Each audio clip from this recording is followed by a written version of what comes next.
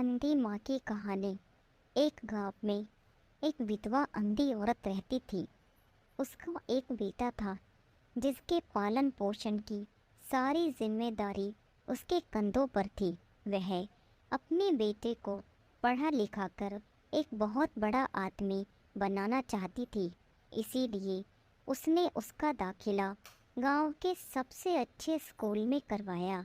वह दिन रात मेहनत करती ताकि बेटे की स्कूल की फीस दे सके।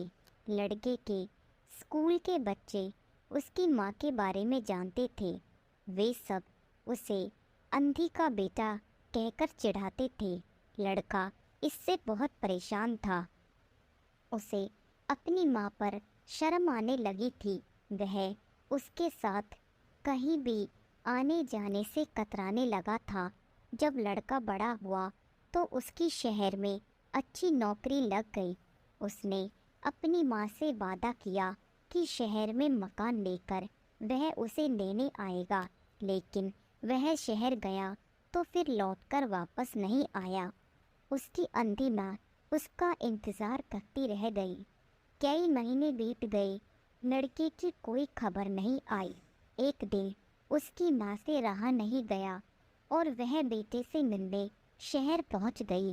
पहुंचते पहुंचते वह बेटे के ऑफिस पहुंची तो वहां सिक्योरिटी गार्ड ने उसे रोक दिया। उसकी माँ ने गार्ड को अपने बेटे का नाम बताया और बोली कि उससे जाकर कह दो कि गांव से कोई मिलने आया है। गार्ड ने जाकर उसके बेटे को बताया। बेटे ने ऑफिस की खिड़की से देखा तो उसे अपनी माँ गेट के बाहर खड़ी नजर आई।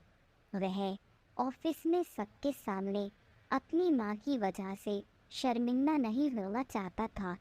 इसीलिए उसने कहलवा दिया कि वह ऑफिस में नहीं है। उसकी माँ वहाँ से चली गई। शाम को वह लड़का ऑफिस से घर जाने के लिए निकला। रास्ते में एक जगह काफ़ी भीड़ जमा थी। वह अपनी गाड़ी रोककर भीड़ के पास पहुंचा तो बीच सड़क पर अपनी माँ को मरा पाया। उसके हाथ में एक चिट्ठी थी जिसमें लिखा था, बेटा, बड़े दिन हो गए थे, तेरी कोई खबर नहीं मिली। चिंता हो रही थी, इसलिए तुझसे मिलने चली आई। तू तो अब बड़ा आदमी बन गया है।